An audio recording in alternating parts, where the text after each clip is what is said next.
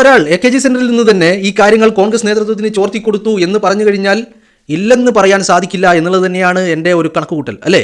അപ്പോൾ അങ്ങനെ തന്നെയാണ് കാര്യങ്ങൾ ഉണ്ടായിരിക്കുന്നത്. ഇപ്പോൾ രാഹുൽ മാങ്കൂട്ടത്തിനെതിരെ ഈ ആരോപണങ്ങൾ മാത്രമായിരുന്നെങ്കിൽ മേ ബി കോൺഗ്രസിന് എങ്ങനെയെങ്കിലും പിടിച്ചു നിൽക്കാൻ സാധിക്കുമായിരുന്നു. അത് ഒഫീഷ്യൽ പരാതികളായിട്ട് വരുമെന്നുള്ള ഒരു മുന്നറിയിപ്പ് കോൺഗ്രസിന് ലഭിച്ചു എന്നുള്ളത് വേണം നമ്മൾ മനസ്സിലാക്കാൻ. അതാണ് ഒഫീഷ്യൽ പരാതി വരുന്നതിന് മുമ്പ് ഒരു സസ്പെൻഷൻ, പരാതി വന്നപ്പോൾ ഒരു ഡിസ്മിസൽ.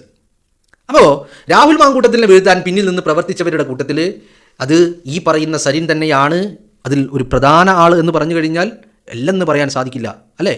ഇല്ല. എന്താണെങ്കിലും വരാനിരിക്കുന്ന നിയമസഭാ തെരഞ്ഞെടുപ്പിനെ മുന്നിൽ കണ്ടുകൊണ്ടാണ് രാഹുൽ മാങ്കൂട്ടത്തിൻ്റെ അറസ്റ്റിലേക്ക് കാര്യങ്ങൾ കൊണ്ടുചെന്നെത്തിച്ചത്, അല്ലേ?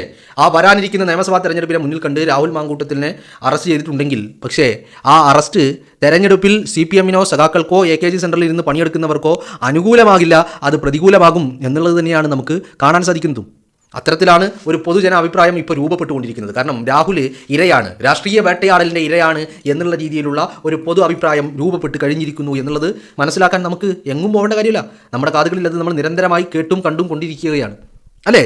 അപ്പോൾ രാഹുൽ മാങ്കൂട്ടം വേട്ട അത് രാഹുലിനാണെങ്കിലും കോൺഗ്രസിലാണെങ്കിലും വലിയ അനുകൂലമാകുന്ന ഒരു ഘടകമായി മാറിയിരിക്കുന്നു എന്നുള്ളത് വലിയ ആത്മവിശ്വാസം നൽകുന്നത് തന്നെയാണ്. അവിടെയാണ് രാഹുൽ മാങ്കൂട്ടം ഒരു സ്വതന്ത്രനായി മത്സരിക്കുവാനുള്ള തയ്യാറെടുപ്പുകൾ നടത്തുന്നത് എന്നുള്ളത് നാം കാണേണ്ടതുണ്ട് എന്നുള്ളതാണ്.